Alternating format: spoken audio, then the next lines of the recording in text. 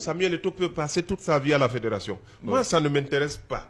Ce qui m'intéresse, c'est le Cameroun aujourd'hui. Et je sais que si le Cameroun change, il n'y aura pas de place pour ce qu'on voit aujourd'hui à la FECAFOOT. Même Samuel Eto'o, il sera obligé d'être sérieux et de gérer correctement le football camerounais, ou bien il s'en va. Mais aujourd'hui, quand on regarde le football camerounais, on regarde le championnat camerounais, comment vous faites pour ne pas payer les arbitres pendant 3 ans?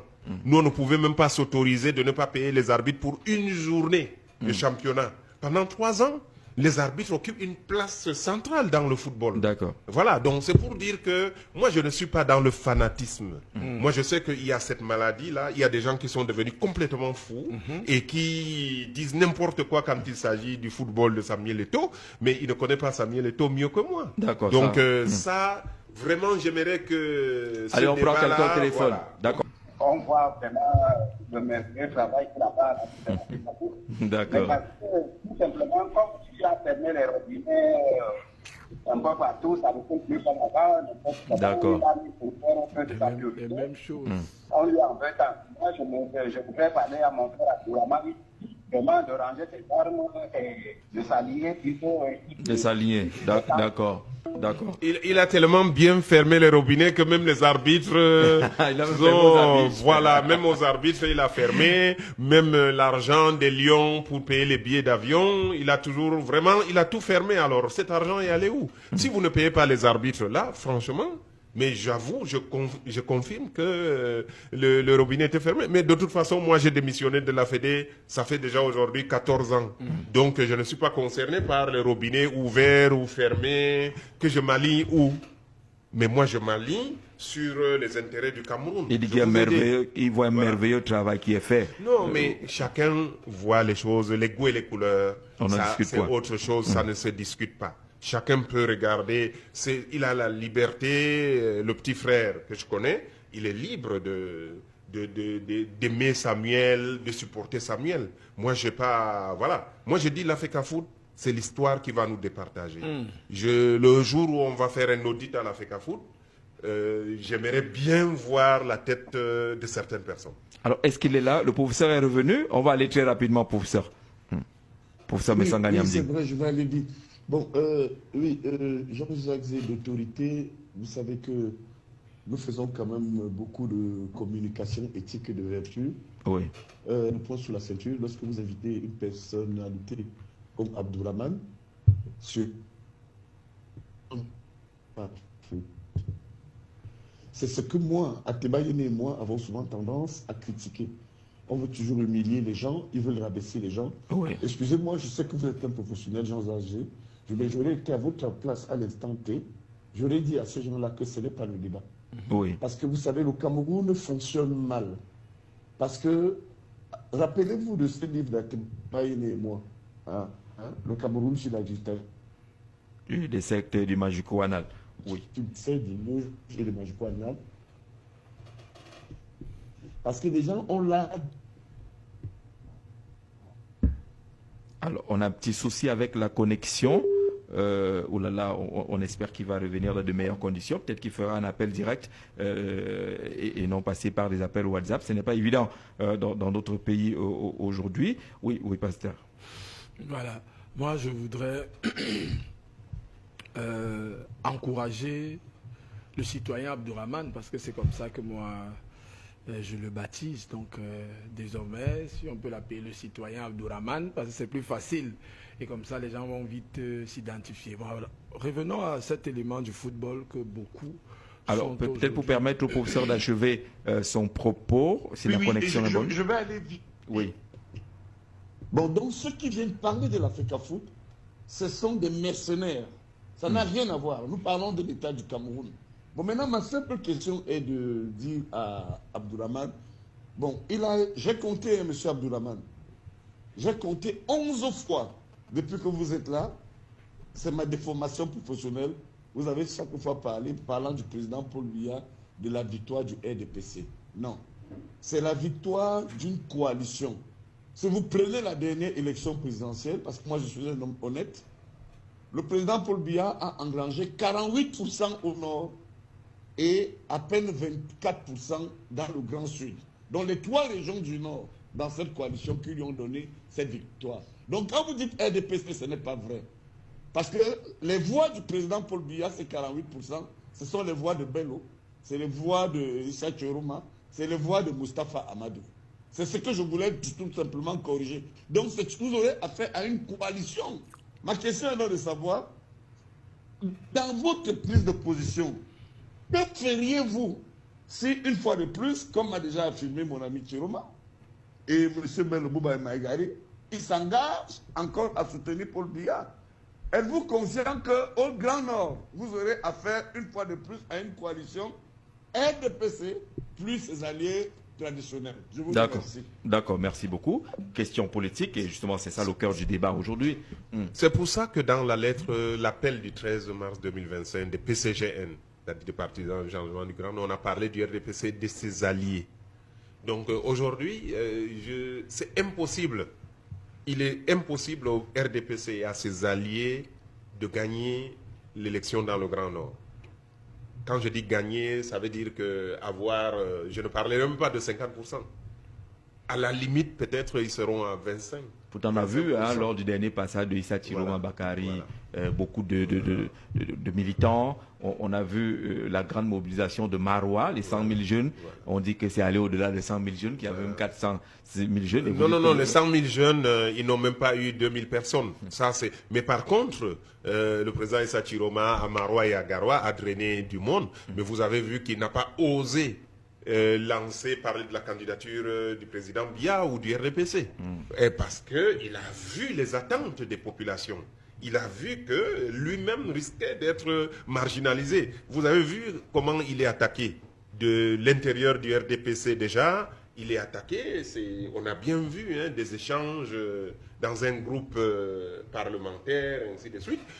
C'est pour vous dire qu'eux-mêmes savent qu'aujourd'hui, ce n'est plus possible de continuer avec l'attelage qui était là, parce que vous avez l'écrasante majorité de la population qui s'est déterminée pour le changement. Donc voilà, s'ils prennent une option pour le changement en dehors de leur propre personne, peut-être qu'ils pourront rehausser un peu le niveau. Mais je peux vous garantir que les 48% dont a parlé le professeur Messanga tout à l'heure, ça fait déjà partie Non, ça fait partie du passé. On a cassé, comme j'ai dit, le mur politique qui avait été érigé entre le Grand Nord et le Grand Sud. Et on a ramené le Grand Nord dans le jeu politique national. Et c'était pour moi l'une des premières missions que j'étais engagé quand même à remplir. J'avais dit, mais je vais contribuer en tant que fils du Grand Nord. Vous voyez? Parce que là, quand vous allez parler à vos parents, vous leur tenez le langage de la vérité. Et donc aujourd'hui, ce mur n'existe plus et il n'y a plus personne qui pourrait avoir la même mise sur l'électorat du Grand Nord comme par le passé. D'accord. Le professeur comprendra qu'il est difficile de ne pas évoquer le football lorsqu'on a Abdourahmane. On va quand même consacrer quelques minutes et quelques 2 ou 3 questions encore. Voilà, la question sur le football, déjà qu'Abdourahmane a des lectures politiques, n'est-ce pas, sur un certain nombre de sujets concernant le football. Il a évoqué le nom du président de la République, il a évoqué le nom de la première dame comme étant les personnes qu'il retrouvait à chaque fois aux tasses en face de lui. En face de moi. Voilà. Donc la question que je voudrais poser, quelle est la lecture politique qu'il fait des échecs de la FECAFOOT aujourd'hui? Est-ce que ces échecs sont les échecs de Paul Biya ou alors ce sont les échecs de Samuel Eto'o? Non, c'est l'échec du système. C'est l'échec du président de la République. C'est l'échec du système. Parce que moi, j'ai dit dans un média que je ne dans son message plus... de la jeunesse, il y a quelque temps que le président de la République avait observé que ça ne marche pas. Non, ils l'ont choisi. Ils l'ont choisi. Maintenant, ils essaient de se débarrasser de lui. Mais ils ne parviennent pas parce que quand vous avez un président d'une fédération, surtout comme le football, vous avez la protection de la FIFA.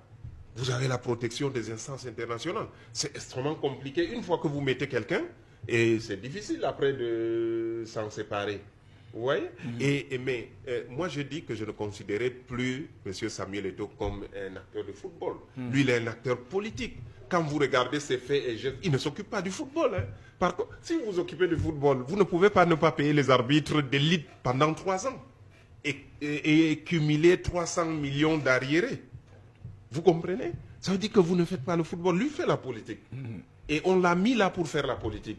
Et à chaque fois qu'il semble être en difficulté, vous avez vu, il a réitéré son soutien au président de la République. Il vend quelque chose, il apporte quelque chose dans le système. Et on le tolère en étant comme quelqu'un qui peut apporter des voix au président de la République. En 2018, il l'a fait. Et là, maintenant, et bon, voilà. On a essayé de le recadrer. On a vu qu'ils ont réussi à récupérer l'équipe nationale. C'était ça l'essentiel. Maintenant, il peut détruire tout le football.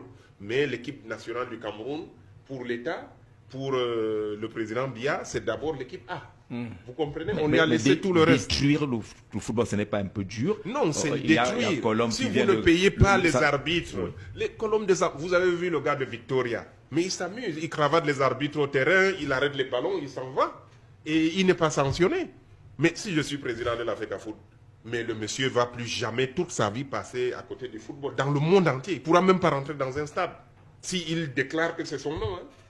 C'est-à-dire on le bannit à vie, et on met ça au niveau international. Vous comprenez? Ce monsieur-là, j'ai vu encore, il était bras dessus, bras dessous avec le président de l'Africa Foot l'autre jour.